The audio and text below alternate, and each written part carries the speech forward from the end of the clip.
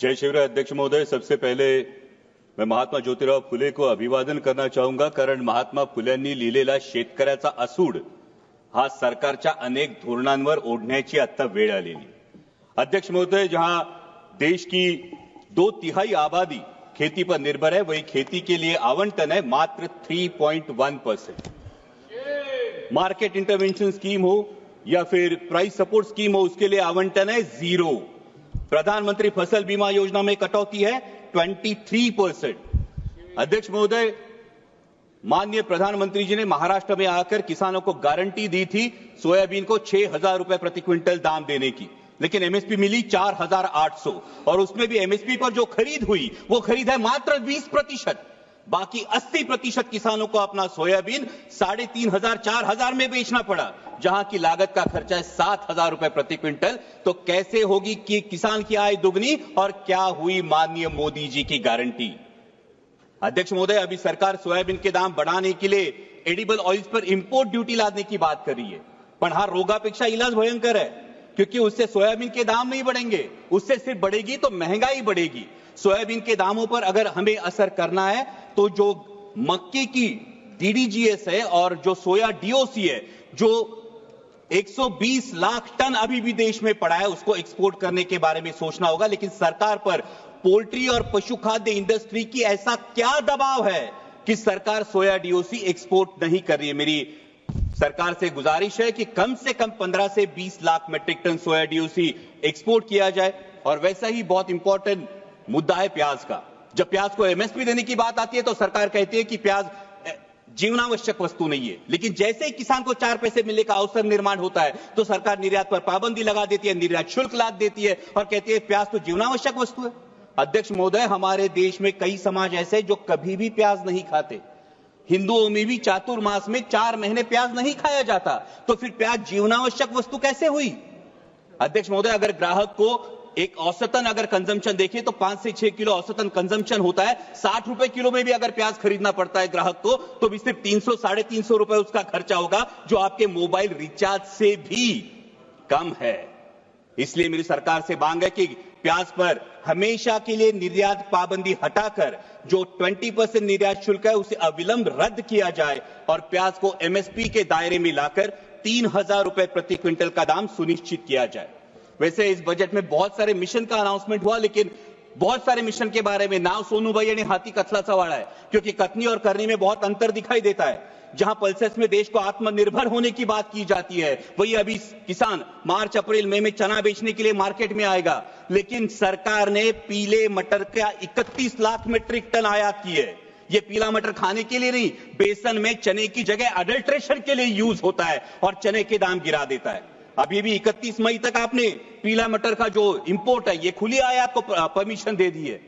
और अभी जब एक बार हम कह रहे हैं कि पल्सेस में आत्मनिर्भर करना है, वही 67 लाख मेट्रिक टन पल्सेस हम आयात कर चुके हैं। तो हम आयात आत्मनिर्भर किसे करना चाहते हैं, हमारे देश के किसानों को या ऑस्ट्रेलिया, रूस, टर्की, म्यांमार के किसानों को हम आत्मनिर्भर करना चाहते हैं। वैसा ही अहम मुद्दा है mission on vegetables and pulses. बहुत अच्छी बात है, लेकिन इसके लॉजिस्टिक, कोल्ड चेन और स्टोरेज के लिए क्या प्रावधान किए जा चुके हैं। आज मेरे नारायण गांव में टमाटर किसान को बेचना पड़ता है सर 4 से 5 रुपए किलो में, और शहरों में ग्राहक खरीदता है 20 से 25 रुपए किलो में। इस मुनाफे पे क्यों कोई भी नियंत्रण नहीं है, और इसका कारण है ये बिचौलियों की श्रृंखला। इसके बारे में सरकार को विचार करना चाहिए। वैसा ही अहम मुद्दा है प्रधानमंत्री फसल बीमा योजना, जो योजना बार बार किसानों के लिए कम और बीमा कंपनियों के लिए ज्यादा फायदेमंद साबित हो रही है। इस साल का प्रीमियम है सर 10,000 करोड़। बीमा कंपनियों को जो प्रीमियम मिला है वो है 10,000 करोड़ का, और नुकसान भरपाई का जो भुगतान है वो है मात्र 680 करोड़, 7% से भी कम। और सभी नियम सिर्फ किसानों के लिए। बीमा कंपनियां तो कोई नियम फॉलो ही नहीं करती। इसका मतलब योजना किसानों के लिए, पैसा सरकार का यानी टैक्स पेयर का, और भला हो रहा है बीमा कंपनियों का। इसे मराठी में कहते हैं आंधळ दळते आणि कुत्र पीठ खाते। और एक बहुत अहम मुद्दा है, महाराष्ट्र की महायुति सरकार में सत्ता में आने से पहले किसानों से वादा किया था ऋण माफी का। सरकार के इस आश्वासन की वजह से किसान अब ऋण माफी की तरफ आस लगाए बैठे हैं, और मार्च एंड होने की वजह से बैंक किसानों के पीछे रट लगाई है। आज महाराष्ट्र में हर दिन 7 किसान आत्महत्या कर रहे हैं। क्या कृषि प्रधान देश के लिए ये सम्मानजनक बात है? और अंत में 2 ही मुद्दे सर। अभी अमेरिका में सत्ता परिवर्तन होने के बाद अमेरिका ने कहा है कि भारत ने अपना एग्रीकल्चर मार्केट अमेरिका के लिए खोलना चाहिए और इससे भारत के किसानों पे एक बड़ा संकट मंडरा रहा है। लेकिन सरकार ने अभी तक इसमें कोई स्पष्टता नहीं दी है, क्योंकि अमेरिका का किसान सोयाबीन का जो उत्पादन लेता है अध्यक्ष महोदय, वो 30 लाख क्विंटल पर हेक्टर लेता है, लेकिन हमारे देश का किसान सिर्फ 10 लाख क्विंटल पर हेक्टर लेता है। क्योंकि अमेरिका के किसान को जेनेटिकली मॉडिफाइड जीएम वैरायटी लगाने का अधिकार है, हमारे किसान को नहीं। सरकार जो एडिबल ऑयल इंपोर्ट करती है वो जीएम वैरायटी का चलता है, लेकिन किसान जीएम वैरायटी की फसल नहीं लगा सकता। तो कैसे होगा? जहां अमेरिका अपने किसान को सक्षम कर रही है, वही हमारे विश्व गुरु देश का किसान अभी भी एमएसपी के लिए जूझ रहा है। सर, प्रधानमंत्री जी ने एक बहुत प्यारी बात कही महाकुंभ के बारे में वक्तव्य देते वक्त। उन्होंने कहा कि नदी उत्सव मनाना चाहिए, लेकिन ये नदी उत्सव नदियों का खोलीकरण, रुंदीकरण और पुनरुज्जीवन होगा, तभी असली नदी उत्सव होगा। सर, महाराष्ट्र में कैलाश नागरे जैसा एक युवा प्रगतिशील किसान अगर खेतों को पानी नहीं इसलिए खुदकुशी करता है, तो क्या ये हमारे पॉलिसी पे तमाचा नहीं है? सर, आज हर कोई बहुत सारी चीजें खोदने की बात हो रही है, लेकिन डैमों में जो मिट्टी जमा हुई है सर, 30 से 40% कैपेसिटी हर किसी डैम की कम हुई है। शायद उत्तर भारत में इसका प्रमाण और ज्यादा होगा, लेकिन इसकी मिट्टी खोदने का कोई प्रावधान अब तक किया नहीं।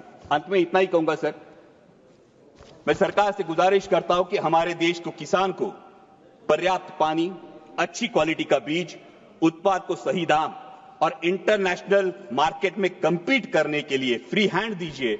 वो सरकार के कथित 17 रुपए दिन के सम्मान का मोहताज नहीं। और जाते जाते इतना ही कहूंगा, मस्जिद के नीचे तुम मंदिर क्यों ढूंढते हो?